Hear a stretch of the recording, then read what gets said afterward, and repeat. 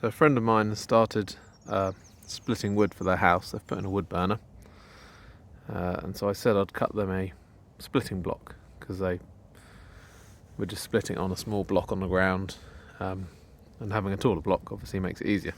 So I cut them this splitting block, and one thing I remembered as doing it, which I think is perhaps a useful tip for some people, is the top I've deliberately cut at an angle.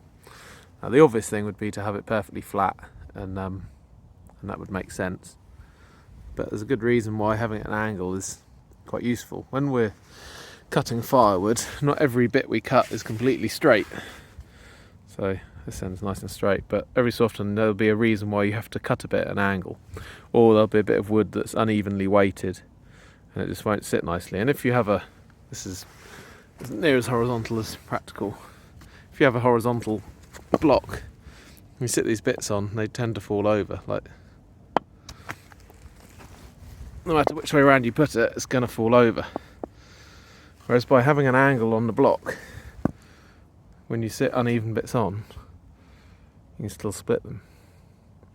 And obviously the flat end is fine as well. That's not going to fall over because it's not enough of an angle to make that tip, but it is enough to get an uneven bit of wood to stand upright. So there we are, there's my top tip when you're cutting a splitting block.